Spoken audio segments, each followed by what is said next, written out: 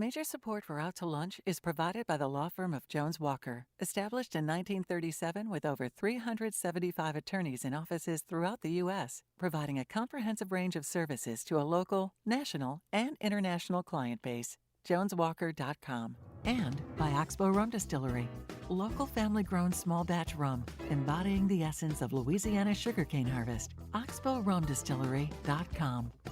From Nola Pizza in the Nola Brewing Tap Room on Chapatula Street in New Orleans, we're out to lunch with Peter Raschuti, Tulane University's A.B. Freeman School of Business professor and director of the award-winning Birkenroad Reports. It's business, New Orleans style.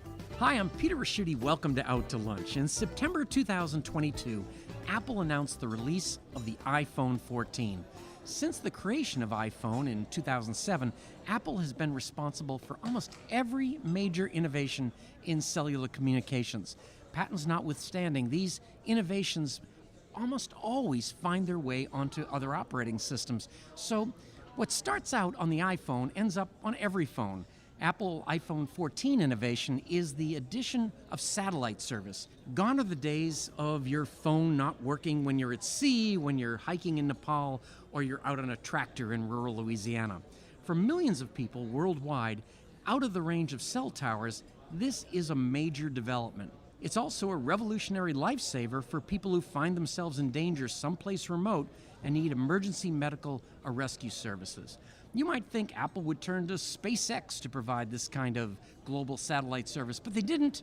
They turned to a telecommunications and satellite company called Thermo Global Star. Thermo Global Star is headquartered in Covington, Louisiana. The executive director of the board of the company is Jay Monroe. Jay, this is the biggest news in Covington since they opened the Desi Vegas Steakhouse. It's a massive win for your company. Congratulations, and welcome back to Out to Lunch. Thank you, Peter. It's been an amazing ride to get this service put into that iPhone. I bet it has. You don't need me to tell you that wherever you go in the world, you'll never find any place quite like New Orleans. However, because New Orleans is flat, the only way you get a bird's eye view of what our expansive city looks like is if you happen to be in someone's office in one of the downtown high-rise buildings like Place St. Charles or Canal Place. In that case, you're probably there to see an attorney, so you're probably not in a frame of mind to be gazing out the window enjoying the view. Here's some good news. You can now enjoy a bird's eye view of the city of New Orleans without worrying about running up those billable hours. View Orleans, spelled V-U-E, is an observation deck on the 33rd and 34th floors of the Four Seasons Hotel. On the 34th floor, you're outside, on the roof. Inside, on the 33rd floor, you can interact with a series of high-tech installations and recreate experiences that are unique to New Orleans. View Orleans is part of the transformation of the World Trade Center into the Four Seasons Hotel. This transformation was designed and built by Woodward Design and Build, one of the largest design and construction companies in the Gulf South.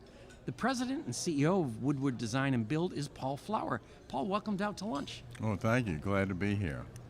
Jay, for your company, landing this deal with Apple to provide satellite service for the iPhone is literally as big as it gets.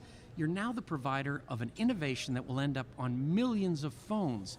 We found out about this new satellite cell service on the day Apple announced it in September of 2022, but you've presumably been working on this for some time. Can you walk me through how this deal came together? Did somebody from Apple call you? Did you have to bid for it? How did it all happen? Well, I met Tim Cook a bunch of years ago and proposed this idea. It went quiet for 2 years in the organization, and then I got a call in early 2019, and we worked on it in earnest from the beginning of 2019 all the way through the announcement and the service offering, which took place last Wednesday when they turned the service on. So it's been almost 4 years. Wow. Yeah. Not an overnight success. Not an overnight success. Who are you competing against? Well, at this moment, no one. There are other people that are saying they're going to bring a service that's similar. Time will tell whether they can do it. We know how complicated it is and how long it took us to accomplish it. So we'll see whether anybody else can do it. But we anticipate a few years where Apple is the only company in that market. Now, Paul, I understand that New Orleans came about as a condition of your agreement to transform the World Trade Center into the Four Seasons. The condition was apparently a kind of a vague lease requirement that stipulated you had to provide something in the building for the general public. I guess you could have provided just the 34th floor observation deck, but what you've ended up providing is a high-tech interactive experience that costs $25 million to create. To recover that kind of outlay, you need people to show up and pay to experience it. The estimated attendance at New Orleans is 500,000 people a year. That seems like more people than you'd expect to stay at the hotel or go into the restaurants in the building. So 2 questions. One, is New Orleans being marketed as a tourist attraction? And 2, who owns New Orleans? Is it the Four Seasons? Is it you, the city? Who's responsible for marketing and operating New Orleans? Sure. Well, first of all, let me say that the owner of the Four Seasons building is a corporation called Two Canal Owner, LLC, and that's made up of our development company and Carpenter and Company and Alan Leventhal's company out of Boston, both of them. So the development was led by the 3 of us. And Woodward Design Build was a joint venture partner in the construction, as you said. So you're right. It was this minor thing in the unspecified thing in our lease with the city, and we concentrated on getting the hotel designed and everything. And this came about, and it started out by saying, well, we don't want to do a museum or just have people walk up. We want something that can really teach people about the culture of our city. Well, really why our culture is what it is. And that grew and grew and grew into what it is now. And we hired Larry Powell, the author of The Accidental City, and Skip Gates out of Harvard to make sure we were historically accurate. And I've got to admit that we got a little bit carried away with it because we might have exceeded our budget by just a little bit. So it's really the company, Two Canal Owner, and the joint developers are responsible for marketing it. Now, we are in our ramp-up period, and we are pleased with the fact that we're continually on an upward trajectory, but we have a ways to go to get there. We think it's something that locals and regional people will enjoy. You will walk in there, you will find out things about New Orleans that you've never known. Even us? Even you, Peter. Right. And and you'll find out things you've never known, and they're historically accurate. You'll see a view. Actually, the 4th floor, was not there originally. That was the roof of the building. Was that the Plimsoll Club? No. Plimsoll Club was on the 30th floor, and by the way, you can buy a penthouse condominium on the 30th floor if you'd like. I need to talk to you about that, Jay. But so we're on the 31st floor, 4th floor, was the roof of the building. And there was a reporter from the Advocate at that point that was, it was the Times-Picayune at that time, NOLA.com, who wanted to see it before it started. And we saw this rickety old ladder going up. And so we climbed up this rickety old ladder and got on the roof and said, wow, what a view. You see the lake. You can almost see the Gulf. You see the river and the city. Like no place else in the city that you can see. And so I called my partner, Alan Leventhal, said, you got to come down here and get up on this roof and view it. And he did, and then he comes up with the idea, well, we need to add a floor to this building. That's part of the reason we're over budget. So, talk about being way up in the air. Jay, these satellites, I'm picturing satellites sent up by like NASA, way, way up there. Yours are different. Yes, ours are low Earth orbiting satellites, and they are at 800 miles, plus or minus, and they zoom around the Earth at 17,000 miles an hour. So they go, we've got about 30 of them at this moment, and they navigate the globe constantly every couple of hours. And so the coverage is the same wherever you are, which I think is one of the reasons why the service makes a lot of sense to a company like Apple. because if they want to offer the service elsewhere in other countries, and they certainly will at some point or another, they've got to roll out for the United States, for Canada, for Europe, but it covers everywhere. And so that kind of satellite architecture gave them the ability to be anywhere in the world as soon as they decide they want to be in it. And by the way, I have friends that go fishing in deep water and such, and they tell me you're the only reason they're alive. It's so it's. I think, Paul, I want to ask a question. You, not to be cynical or anything, but when new instances come into New Orleans, I remember the casino, I remember the aquarium, they tend to overestimate how many people are going to come. How do you get the number 500,000? Well, we're not there yet, and it hasn't been helpful that we've just gone through COVID and the economy is not quite there. We think that we should be able to get about a third locals and in a year, a third locals and 2/3 tourists. We get about 11,000 out of the region tourists coming here, 11 million, tourists coming here every year. And we're right in the dead center of the city. We're between the convention center, the French Quarter, and many people, tourists, walk down Canal Street to the Spanish Plaza and the Riverwalk. So we think ultimately we'll get there. We're not close to that now, and it may take a while for us to get there. But we are almost, we just started up 6 months ago, and we are just about at an operational break-even point, and we think from here we're going to be in the black. By April, we ought to be seeing ourselves well into the black. And Jay, I guess people think the deal, one of the things it did, in addition to bringing in a lot of revenue down the road and all, was that it really validated you guys. It did. It's, to have the partner and Apple at your side is a game changer, of course, for us. And there were a lot of people in the industry that never felt like you could do technically what we're doing.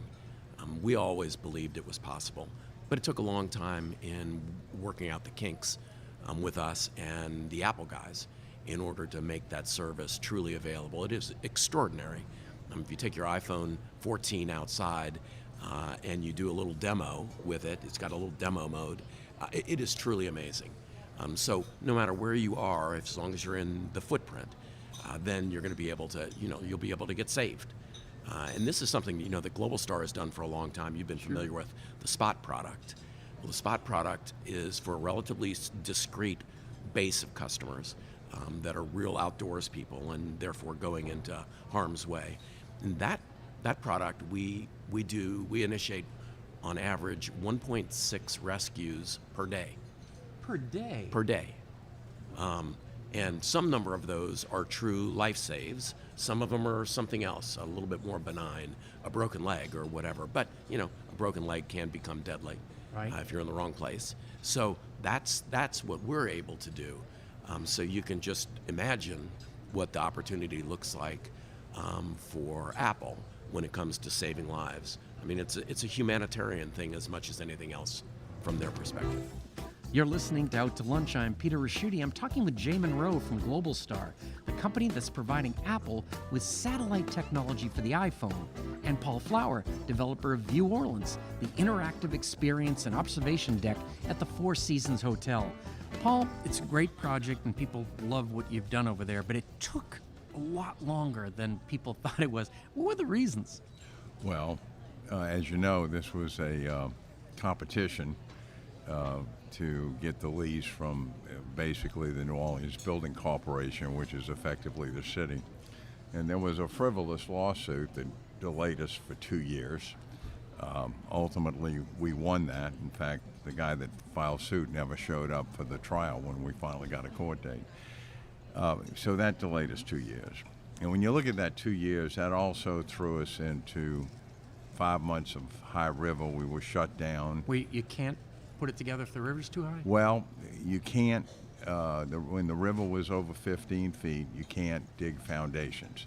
And we were 90% through with the foundations when the Corps shut us down. And that year happened to be the year that it stayed above 15 feet for 5 months. It beat the old record by 2 months. So, Not a record you wanted beaten. so the two wings, the new wings of the building were delayed for 5 months. And then you had COVID, and then you had 3 hurricanes and a tornado and a few other things that delayed it. And we also found, as in the old building, that there were a few things that we didn't anticipate. So it's been a long journey. But what New Orleans has right now is a 5-diamond hotel, the second largest Four Seasons in the world. And it is a couple of levels above anything we had before. And it's going to bring people to this city, and is bringing people to this city that would not come otherwise because we didn't have a 5-star hotel. And the fact that we have New Orleans and it's an interactive attraction and observation deck where you can learn about the city, learn about our culture, learn why we are like we are and its history, and a unique history, and we just are very proud of it. And it is kind of a hidden city. I mean, where we are now, you have the big wall on Chapatoulas. You can't see what's going on at the port Right. and everything. So, the view there, not just in the hotel as well as in the observation tower, is really unique. I mean, you see Algiers, you see the bend of the river, you can see the lake. It's really something. And if you're up there on the 33rd floor with augmented reality stations, you can point it at Algiers and it'll tell you, it'll bring up, okay, there's Algiers Courthouse, here's the history of it. Maybe everybody doesn't know, but Algiers was the second oldest city here. I think it was established a year after New Orleans. Jay, a lot of people would look at this as like, oh, this is what they've been waiting for all this time, and this is it. Like, this is the most money they'll ever make. Are there other things down the road that could be as big or bigger for you? There are. There are 2 vast areas for Global Star, and we're exploring both and taking action on both. One is the whole world of IoT, which is Internet of Things, and it's small bit data, which we have an almost unlimited amount of in the constellation, the way the constellation is architected. We also have a partner that will make things available to us that we couldn't do on our own, of course, that's Apple. And they're paying for, through a series of mechanisms discussed in our SEC filings, a new constellation. So we have longevity, we've got a huge amount of capacity, and there's this burgeoning marketplace for industrial IoT. That's a big deal for us. The other monster deal, which might eclipse everything that we've talked about, is our terrestrial spectrum opportunity. This spectrum that we have that operates the satellite network also is available to us everywhere around the planet because of the way the satellites work. So we were granted spectrum in the 90s, which cannot be replicated again today. Spectrum went from who cares to everybody cares, and Global Star sits on this huge supply of it that can be used for terrestrial services as well, cellular services. Apple put our spectrum in the iPhone 14, and they'll put it in all devices in the future that have the satellite connectivity. So we have a spectrum asset that is a bit ephemeral, but nonetheless important, and financially just enormous. Paul, we had a show during COVID where we had 5 guests, and they were talking about maybe this is an opportunity to change the city. And one of the things that came up was that change the kind of tourists we bring, and kind of not so much less people getting drunk in the French Quarter and falling down, and more people that would really appreciate the culture. And this seems to fit this. That's one of the reasons we did it. If you put all 11 million, they're not here all at the same time, but the French Quarter can only hold so many people, and it's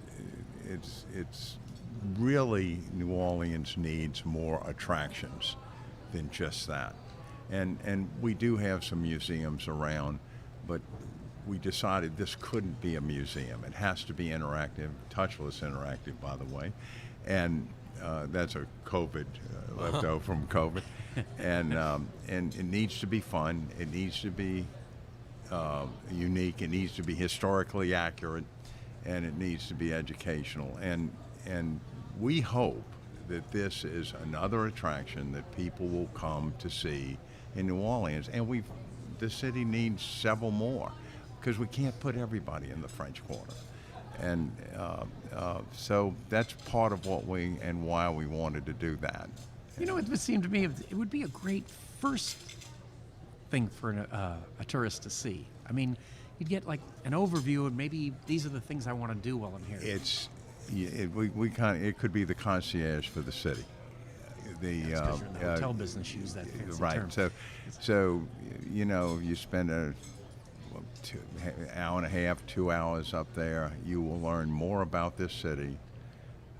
Not just its people, its food, its history, its customs, its music.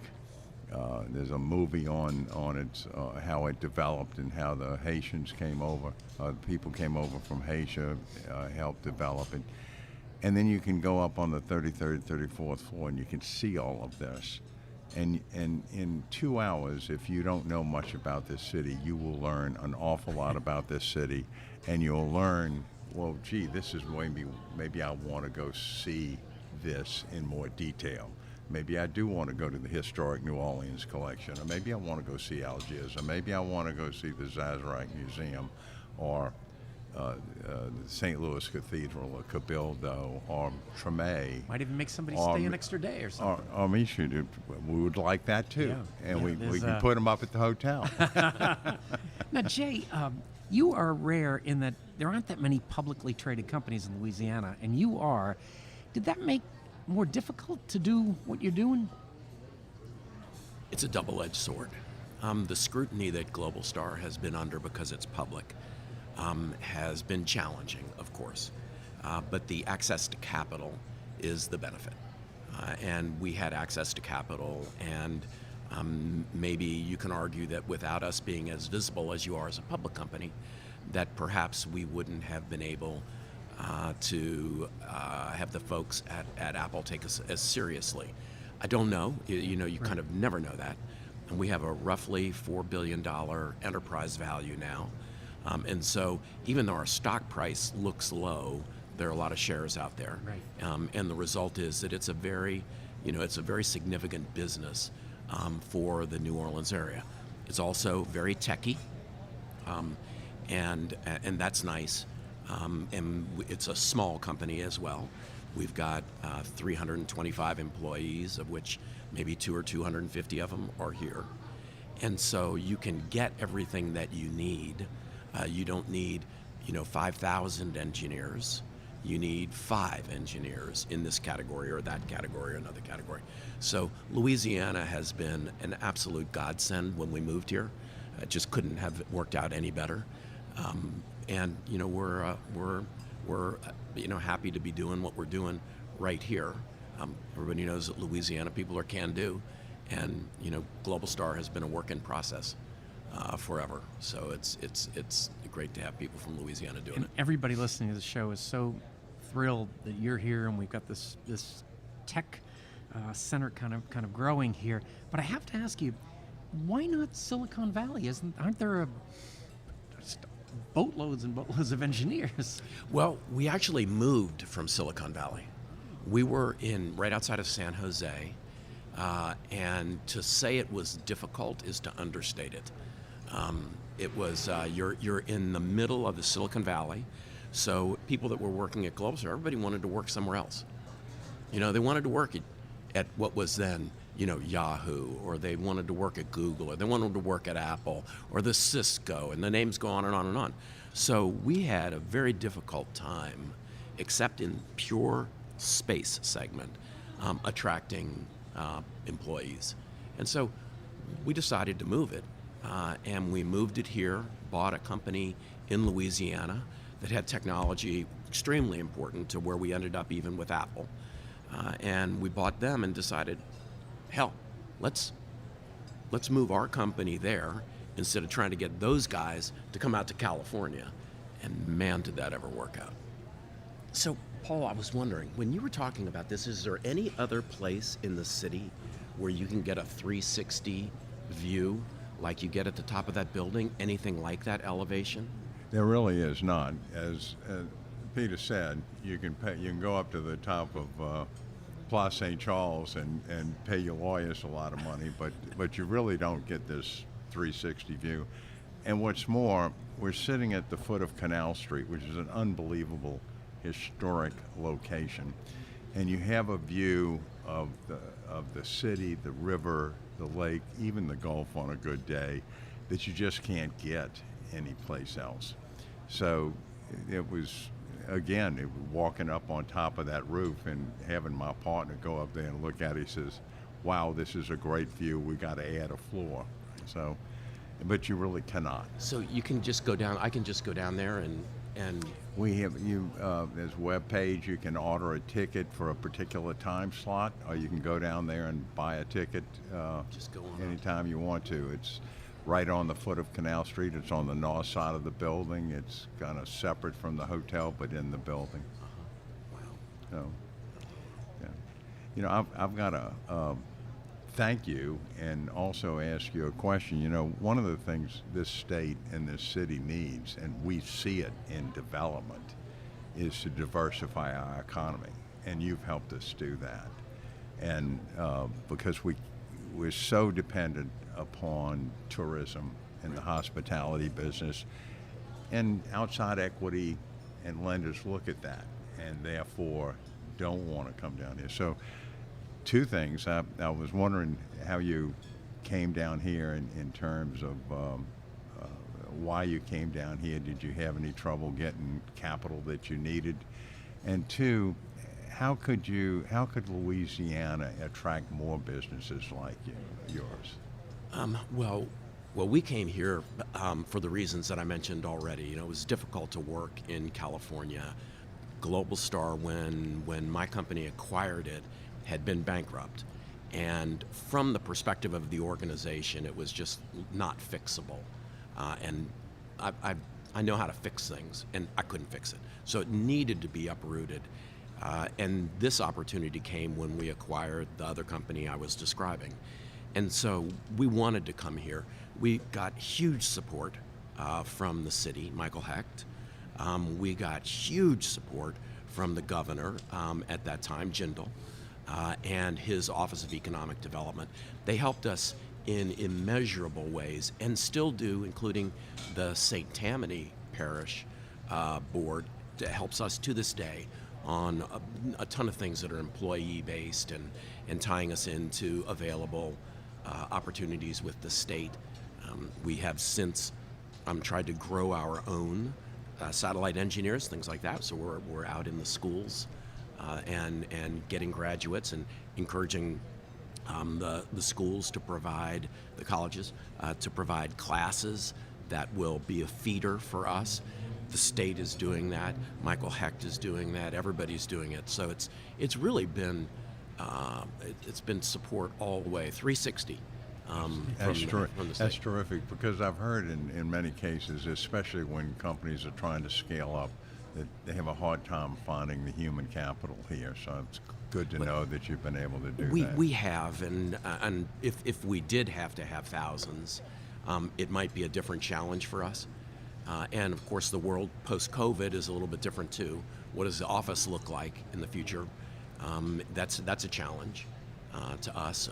We of course want folks back in the office, because this culture that was built at Global Star is truly second to none. And it gets diffused if no one's, in the office yucking it up. Right. It's fun. I mean, this is, Southern Louisiana. Bon temps roulé, oui?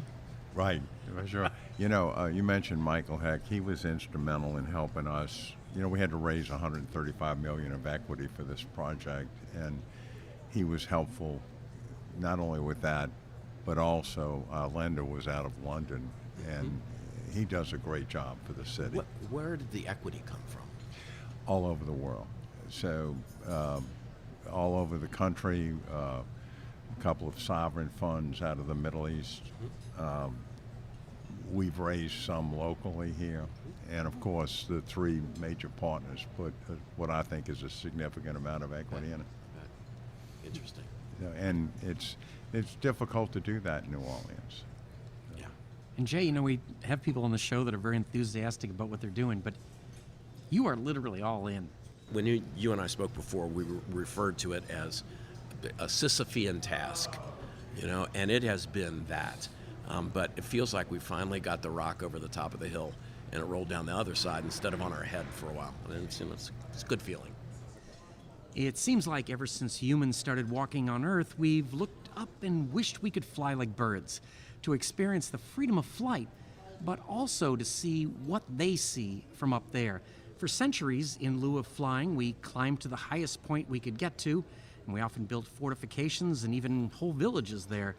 While our ancestors were scaling hilltops, they were communicating with each other over great distances with all kinds of innovations, from drumming to carrier pigeons. The point we've reached today is extraordinary. Satellite cell phone technology makes it possible for a person, even in the most remote location on Earth, to communicate with anybody, anywhere. What's equally amazing is that this final frontier has been crossed by technology created in Covington, Louisiana. While you're pondering Covington-powered radio waves bouncing through the heavens, you can go from 5 feet below sea level, up 34 floors in an elevator, and look down on the city below at View Orleans in the Four Seasons Hotel building. Jay and Paul, it's been enlightening to even just scratch the surface of everything you're up to. Thank you both for taking the time to join me today on Out to Lunch. Thanks. Thank you. Thanks. My guests on Out to Lunch today have been Jay Monroe, Executive Chairman of the Board of Directors of Thermo Global Star, and Paul Flower, developer of View Orleans and President and CEO of Woodward Design and Build. We edited the show to fit into our time slot here on WWNO. You can hear our unedited conversations and find out more about Jay's satellites and Paul's buildings by listening to the Out to Lunch podcast. You can find and subscribe to the Out to Lunch podcast on your podcast app and on our website, itsneworleans.com. If you want to know what we all look like, you can find photos from this show on itsneworleans.com and on our Out to Lunch social media. These photos were taken today by Jill LaFleur. You can find more of Jill's photos at lafleurphoto.com. Out to Lunch is a production of INO Broadcasting for itsneworleans.com and WWNO 89.9 FM. The producer of our show is Grant Morris, our technical producer is Eric Merle, and our researcher is Maggie Mendel. I'm Peter Raschuti. Thanks for joining me. I look forward to meeting you again next week around the lunch table for more business, New Orleans style, on Out to Lunch. Out to Lunch was recorded live over lunch at the NOLA Brewing Tap Room, 3001 Chapatula Street, open 7 days a week. NOLA Brewing Tap Room has a wide variety of craft beers and authentic hand-tossed New York-style city pizza by NOLA Pizza. More information is at nolabrewing.com. Major support for Out to Lunch is provided by the law firm of Jones Walker, established in 1937 with over 375 attorneys in offices throughout the U.S., providing a comprehensive range of services to a local, national, and international client base. JonesWalker.com. And by Oxbow Rum Distillery, local family-grown small batch rum, embodying the essence of Louisiana sugarcane harvest. OxbowRumDistillery.com. And by Basics Swim and Gym and Basics Underneath Fine Lingerie. Mitchell Foreman wrote and performs all the music on Out to Lunch. You can hear Mitchell's music anywhere great jazz is sold or streamed, and at mitchellforeman.com. If you'd like to be part of Out to Lunch, there's one sponsor slot open for 2023. To learn how your business or organization can become an Out to Lunch program partner, email info@inobroadcasting.com.